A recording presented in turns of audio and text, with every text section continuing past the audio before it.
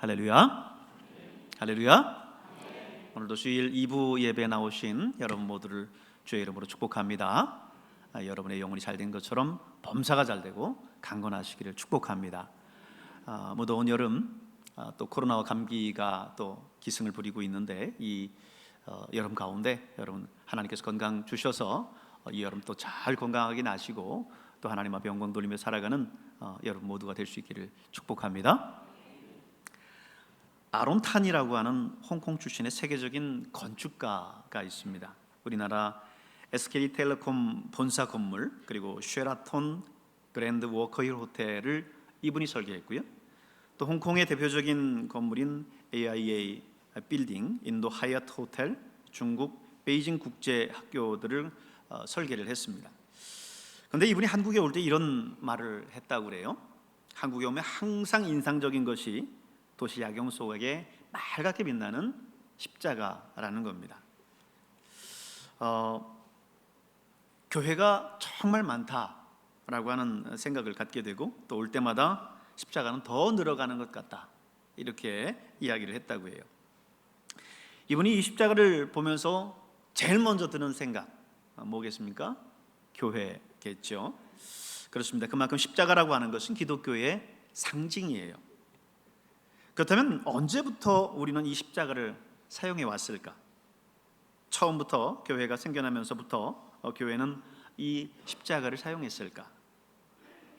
사실 그렇지를 않다고 합니다. 십자가는 기독교가 있기 이전부터 있어 왔고 그것은 또 특별히 여러 나라 종교적 상징으로서 사용돼 왔는데요. BC 300여 년경에 예수님을 몰랐었던 아메리칸 인디언들 그들도 십자가를 숭배했고요. 또 고대 멕시코인들은 십자가를 토타, 우리들의 아버지 이렇게 숭배했다고 합니다. 이 밖에도 수많은 민족들이 다양한 형태의 십자가를 종교적인 상징으로 사용해 왔습니다. 그러니까 십자가는 사실 예수님 십자가 사건 이전부터 오랫동안 다양한 종교에서 숭배되어 왔다라고 하는 사실이죠. 그렇다고 한다면 십자가는 이 기독교의 전유물은 아닐 겁니다. 십자가가 오늘과 같이 이런 종교적인 맥락에서 쓰인 것은 아닌데 여러분이 잘 아는 것처럼 십자가는 또 잔혹한 사형도구 아니었습니까? 역사가 헤로도토스의 기록에 의하면요 고대 페르시아에서 십자가형이 행해졌고요 알렉산더 대왕 때도 십자가형이 행해졌다고 합니다. 이것이 카르타고와 로마까지 전파된 거고요. 과거 로마 제국은 노예인 스파르타쿠스가 반란을 일으켰을 때 이를 아주 잔인하게 진압을 했는데요. 로마 진입 국도인 아피아가도에 반란에 참여했었던 노예 6,000명의 노예들을 십자가에 매달고 경고로 삼기도 했다고 합니다. 십자가는 무시무시한 사형 도구예요. 십자가에 매단다고 당장 죽는 게 아닙니다. 예수님이 6시간 만에 십자가에 달리시고 6시간 만에 운명하셨는데 이거는 비교적 짧은 시간에 돌아가신 거고요. 대개 2-3일씩 십자가에 매달린 채 숨이 붙어 있고 어떤 경우는 4-5일이 걸리기도 한다고 합니다. 온몸에 피가 그리고 물이 다 빠져나와서 여름철에 가끔 보면 아스팔트 위에 개구리가 까맣게 타 죽어 있는 거 보시죠? 그것처럼 십자가에 달린 죄수도 시신을 수습하지 못하게 하고 비바람에 닳게 만드는 아주 처참한 사형 방식입니다. 오죽했으면 십자가형을 성경에서 저주라고 표현을 했겠습니까? 그러니까 십자가는 예수님 이전에 이미 이 두 가지 기능을 하고 있었어요. 다양한 이방 종교의 상징물로 사용되기도 했고 처참한 사형의 도구로 사용이 되기도 했다는 거죠. 어쨌든 바로 이 십자가에 우리 예수님께서 돌아가셨습니다. 당시 초대교회 지도자들은 이 십자가를 그렇기 때문에 소중히 여길 수밖에 없었겠지요. 바울이 오늘 본문에 보니까 내가 십자가 외에는 아무것도 알지 않기를 작정했다 이렇게 말했는데 이거는 너무나도 그래서 당연할 겁니다. 왜냐하면 예수님의 십자가가 예수님의 모든 존재 이유를 담고 있기 때문에 그렇습니다. 그렇다면 이처럼 소중한 십자가를 왜 교회는 교인들이 모이는 곳마다 이렇게 달아놨을까? 물론 이게 처음부터 그랬던 건 아니에요. 그리스도교 교회사 History of the Christian Church라고 하는 이 책에 보면요, 초대교회 상황들을 잘 보여주고 있는데 뭐라고 기록하고 있느냐면, 당시에 1세기 초대교회 당시입니다.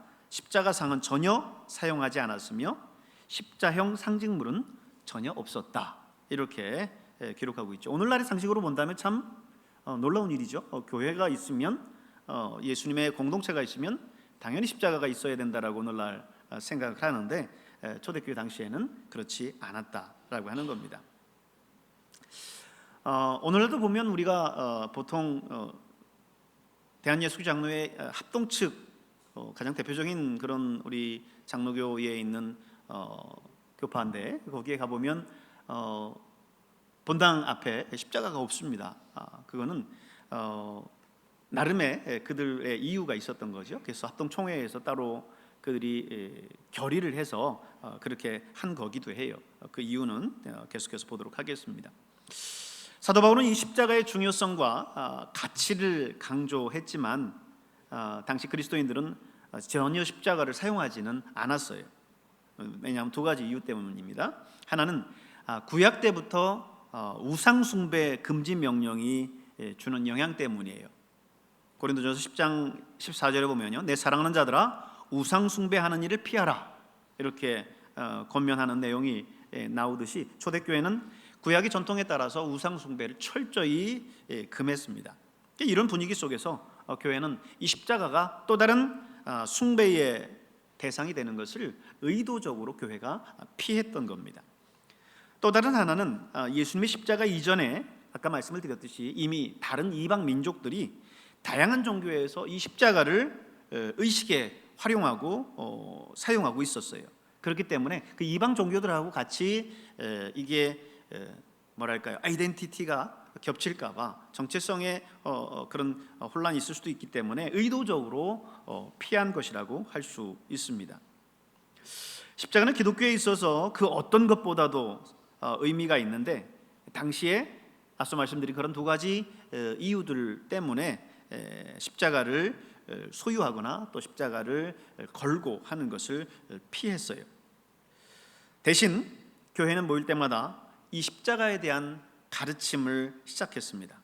그때부터 이제 성도들 가운데 조금씩 십자가를 이제 휴대하기 시작했어요. 하지만 초대교회와 교인들에게 있어서 이 십자가는요, 섬김의 대상이 아니라 그리스도의 고난, 예수님께서 나를 위해서 저 혹독한 사형에 틀린 십자가 위에 돌아가셨다라고 하는 것, 그거를 기억하기 위해서 그들은 십자가를 지녔던 것입니다. 그래서 교회는 처음부터 십자가를 숭배가 아닌 십자가에서 이루신 예수 그리스도의 그 구원의 은총, 그 은총을 의미하는 것으로 사용을 했습니다. 그런데 중세 시대에 여러분 보면 로만 카톨릭 가운데 보면 사제들이 십자가 조형물을 가지고 마치 거기에서 주술적인 어떤 힘이 나오는 것처럼 십자가를 들이대고 구마 의식을 한다든지 그런 의식들을 하는 것을 볼 수가 있죠. 초대교회에서 사실은 그것을 철저히 배격하고 그렇게 될까봐 십자가를 처음에 사용하지 않았던 겁니다. 근데 로마 제국이 이제 기독교를 국교로 이제 하고 교회가 이제 지하 음침한 그 카타콤에서 지상으로 이제 올라오면서 초대교회가 그렇게 경계했었던 이 십자가가 정말 우상이 되기 시작했어요. 콘스탄티누스 황제가요, 밀비안 전투에서 꿈을 하나 꿨는데요, 꿈속에서 빛나는 십자가가 나오고 이 증표 안에 승리하리라라고 하는 라틴어 문구가 있었다라고 해요. 그래서 그가 잠에서 깨자마자 꿈에서 본 것을 자세하게 그렸고요, 그리고 나서 그때부터 그가 기독교로 개종하고 십자가를 제국의 깃발로 사용하기로 결정했습니다. 그래도 이때까지만 해도 아직 십자가를 숭배한 것은 아니었어요.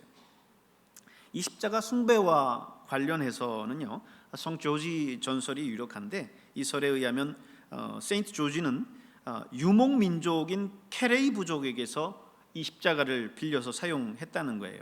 이 케레인은요, 고대 약 1만 년 전 바이칼 호수 근처에 있었던 유목민들인데요, 이들에게 십자가는 태양 신의 신탁을 전달하는 검은 까마귀에 비상하는 형상을 표현한 것이다 라고 하는 겁니다. 우리가 생각하는 십자가의 형틀의 의미가 아니라 저 까마귀에게서 십자가의 모양을 딴 거죠.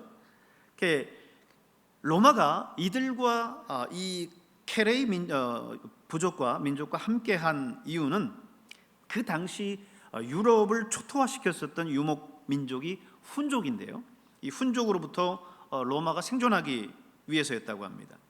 이 훈족은 철갑으로 무장을 했고요, 다른 부족들이 사용하는 그런 활과 다르게 2배 이상의 사정거리를 가진 그 활로 무장을 했었다고 그래요. 그래서 당시 로마는 이 훈족과 전쟁했을 때 적수가 되지 못했다고 합니다. 그래서 이 세인트 조주가 이 십자가를 받아들임으로써 유목민족, 훈족이나 케레이 민족이나 둘 다 유목민족이니까 그 케레이 민족과 같이 하고 있다라고 하는 것을 보여주기 위해서 이 십자가 형상을 들고 나갔고, 그리고 그렇게 해서 그들이 훈족의 위협으로부터 피할 수 있었다고 합니다. 그런데 이것이 이제 기독교의 상징이 되다시피 한 거죠. 로마가 국교로 기독교를 하다 보니 그렇게 된 겁니다. 하지만 분명한 것은 이겁니다. 그런 어떤 전례와 이런 우상으로서 이방 종교들이 그 십자가를 사용했었던 것과는 달리 우리는 이 십자가를 숭배의 대상으로 삼는 게 아니에요. 우리는 이 십자가를 예수 그리스도께서 우리를 위해서 죽으신 사건을, 그 십자가를 통해서 떠올리는 겁니다. 그를 기리는 거예요. 그래서 다른 이방 종교들이 십자가를 우상처럼 섬겼다고 한다면, 로마 가톨릭이 이 십자가 조형물에서 무슨 주술적인 힘이 나오는 것처럼 그들이 그렇게 믿었다고 한다면, 우리 개신교의 프로테스탄트는 그렇지 않습니다. 이 십자가는 그저 표식일 뿐이에요. 심볼일 뿐입니다.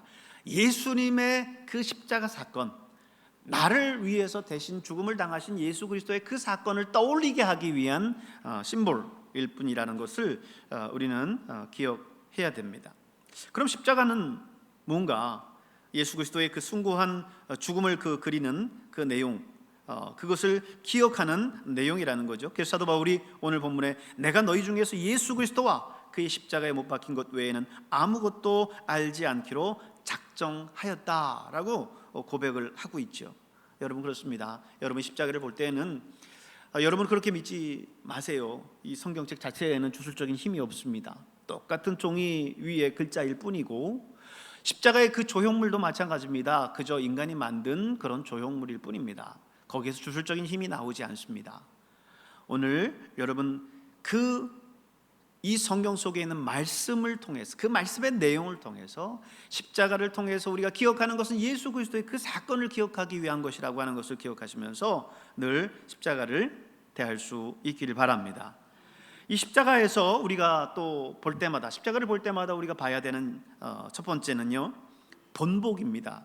베드로전서 2장 20절 21절에 보면 그리스도도 너희를 위하여 고난을 받으사 너희에게 본을 끼쳐 그 자취를 따라오게 하려 하셨느니라 그랬습니다.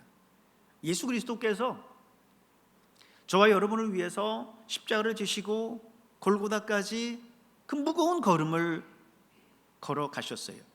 이 십자가 하나의 무게가 약 70kg 정도 된다고 합니다. 근데 예수님께서는 그때 밤잠도 주무시지 못한 채 신문을 받으셨고, 로마 군병의 채찍과 조롱 속에서 같은 스트레스와 고통을 받으신 가운데에 그 70kg가 넘는 그 십자가를 지고 골고다를 향해서 걸어가셨습니다. 우리가 잘 알듯이 비아 돌로로사, 예수님께서 그 십자가를 향해서 가셨던 그 길들 곳곳마다 예수님은 쓰러지셨죠. 그러나 예수님은 다시 일어나셔서 그 십자가를 지셨어요. 로마 군병이 그날 십자가 처형을 다 이루지 못할 것을 걱정해서 그 구레네 시몬을 십자가를 대신 지게 해서 올라가게 했지만, 그때까지 예수님은 그거를 지고 꿋꿋하게 가셨습니다. 여러분, 예수님께서 그렇게 하신 이유는 오늘 우리에게도 십자가가 있다는 거예요. 물론 우리가 지는 십자가는 예수님께서 지신 모든 인류의 대속의 십자가는 아닙니다. 그러나 여러분 각자에게 주신 예수님의 그 사명들이 있어요. 그것은 힘들고 어렵고 고통이 따를 수 있습니다. 그러나 그렇기 때문에 그것이 십자가인 거죠. 예수님이 그 무거운 그 십자가를 지고 넘어지면서도 다시 일어나서 걸어가셨던 것처럼 예수님 우리에게 그것을 본으로 보여주셨어요. 여러분에게 주어져 있는 사명의 십자가 무겁습니다. 힘듭니다. 이 사회 속에서 다른 사람들이 조롱하고 비난하는 것일 수도 있습니다. 그러나 그것을 지고 가는 것, 예수님이 걸어가신 그 길을 따라가는 것, 그것이 참된 제자의 삶이라고 하는 것을 여러분 기억하실 수 있길 바랍니다. 그래서 십자가의 이 모습을 볼 때마다 예수님 지신 십자가, 예수님께서 걸어가신 그 길, 나도 따라 내게 주신 십자가 지고 가겠습니다 다짐하는 여러분 될 수 있길 바랍니다. 두 번째, 이 십자가를 보면서 바울이 본 것은 심판입니다. 아까 말씀드렸듯이 이 십자가는요 그냥 낭만적인 그런 십자가가 아니에요. 사실 많은 액세서리로 귀걸이나 이런 걸로 요즘 목걸이도 하고 다니고 하지만 이 십자가는 사실 초대 교인들에게 있어서는 처음에 그걸 볼 때는 이해되지 않는 걸 수도 있어요. 이 십자가에 대한 의미들을 가르침을 받기 이전에는 그 사용 틀을 귀에다 달고 목에다 달고 다닌다고 생각해 보십시오. 십자가는 처참한 사용 틀이었습니다.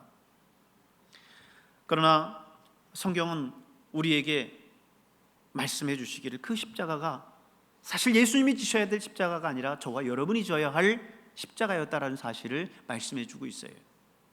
모든 사람이 죄를 범하였음에 하나님의 영광에 이르지 못하더니 그랬습니다. 오늘 저와 여러분 가운데 내가 죄인이 아닙니다, 나는 죄 짓지 않았습니다, 나는 온전히 의로운 사람입니다 라고 말할 수 있는 사람이 누가 있습니까?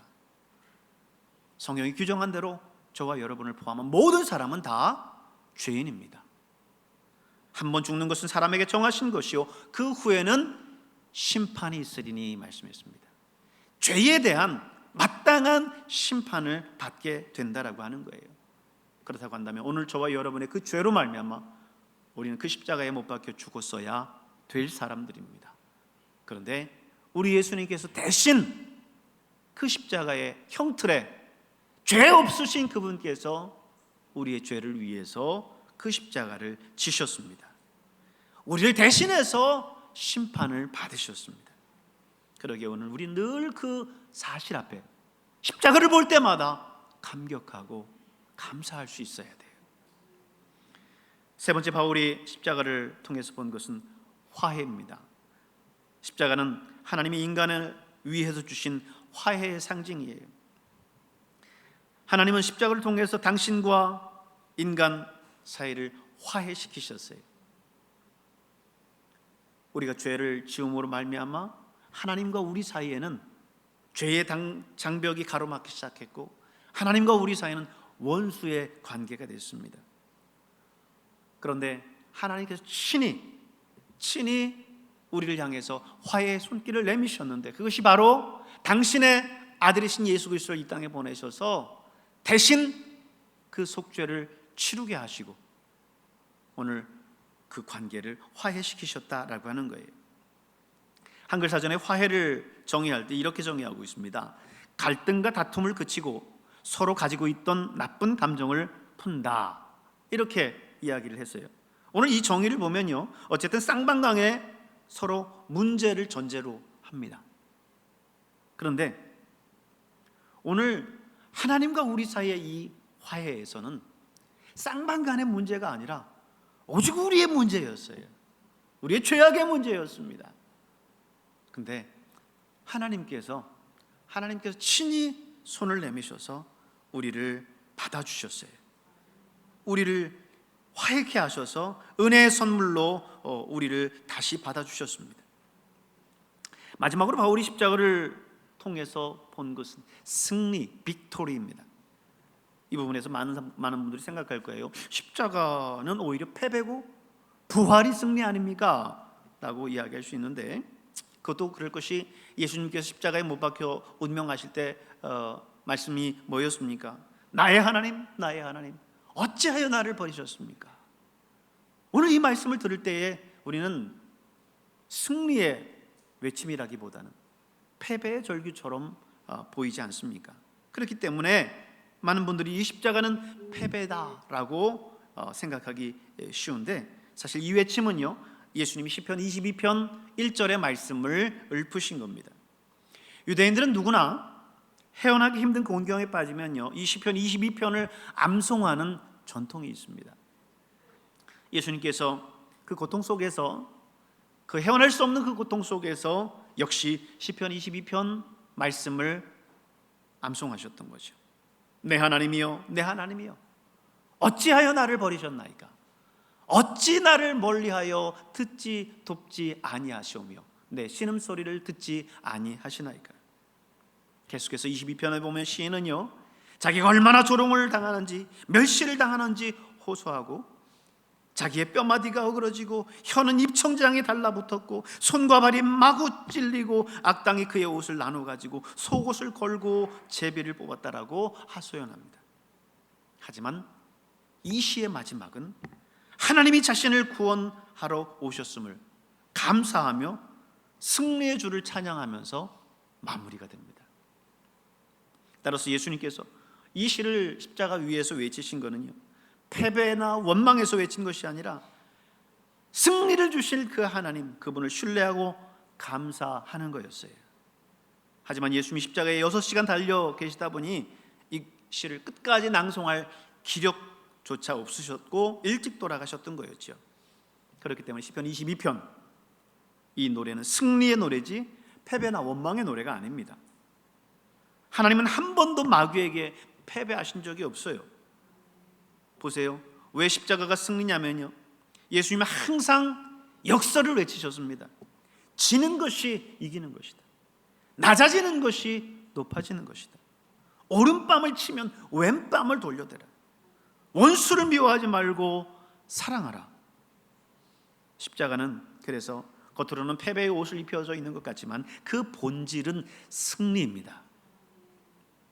사랑하는 여러분, 오늘 우리는 기독교의 상징이라고 할 수 있는 십자가에 대해서 함께 살펴봤어요. 여러분은 십자가를 보면서 무슨 생각을 하십니까?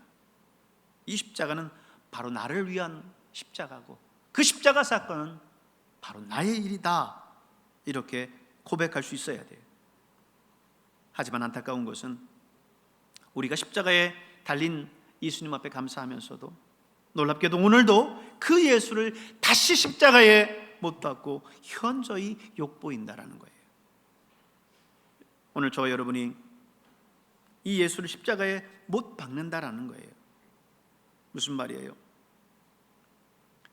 내 안에 있는 빌라도와 같은 그 비겁함, 빌라도가 예수를 십자가에 내어주면서, 군중에게 내어주면서 뭐라 말합니까? 때에 물에 손을 씻으면서 이 일은 나와 상관이 없다 하면서 발을 빼는 거죠. 비겁함이죠. 그 비겁함을 오늘 우리는 본디오 빌라도를 향하여서 손가락질 할 수 없습니다. 왜? 오늘 우리의 삶 속에서 여전히 그 본디오 빌라도의 비겁함이 여전히 우리 안에 있기 때문입니다. 내 안에 있는 제사장과 같은 그런 시기가 예수님을 또다시 십자가에 못 박고, 내 안에 있는 가룟 유다와 같은 그 탐욕이, 욕심이, 작은 물질에 대한 집착이 예수 그리스도를 십자가에 현저히 못 박고 있다라고 하는 거예요. 찬송가 147장 거기 너 있었는가 그때에 주님 그 십자가에 달릴 때라고 하는 이 찬송, 흑인 영가이기도 한데요, 여러분이 이 찬양을 부르면서 이 질문이 여러분에게 주어진다면 여러분 뭐라 답하시겠습니까? 거기 너 있었는가? 거기 너 있었는가? 그때 물을 때, 아니요, 저는 거기 없었어요. 아니, 지금 2000여 년이 지난 지금 이 땅에 내가 살고 있고, 거기는 팔레스타인 땅이고 여기는 아시아의 대한민국인데 제가 왜 거기 있었습니까? 아니요. 오늘 우리는 2000년 전에 골고다에 계신 그 예수 그리스도, 그분을 비난하고 조롱하고 모욕하고 십자가에 못 박았었던 그 수많은 사람 곁에 오늘 서 있습니다. 오늘을 살아가고 있습니다. 예수를 향해 조롱하기도 하고 침뱉기도 하고 못 박기도 하고 그분을 창을 찌르기도 합니다. 거기 너 있었는가 그때에? 그때 여러분 뭐라고 대답하시겠습니까? 주님 감사합니다. 주님 죄송합니다. 내가 달려야 할 그 십자가, 내가 못 박혀야 할 그 십자가에 주님 대신 달리셨으니 주님 고맙습니다. 주님 죄송합니다. 주님께서 대신 그렇게 나를 위해 죽으셨는데 오늘을 살아가며 내가 여전히 주님을 십자가에 욕보이고 못 박고 살아가고 있는 나의 연약함을 주님 용서해 주십시오. 죄송합니다. 주님이 우리에게 주신 그 사명의 십자가 지고 따라가겠습니다. 주님이 넘어져 다시 일어나셔서 그 십자가를 향해서, 그 언덕을 향해서 가셨던 것처럼 내게 주신 십자가가 비록 힘들고 어렵고 때로는 넘어지고 하지만 내가 그 십자가 다시 일어나 지고 가겠습니다. 다짐하는 여러분 될 수 있기를 주님의 이름으로 축원합니다. 기도하겠습니다.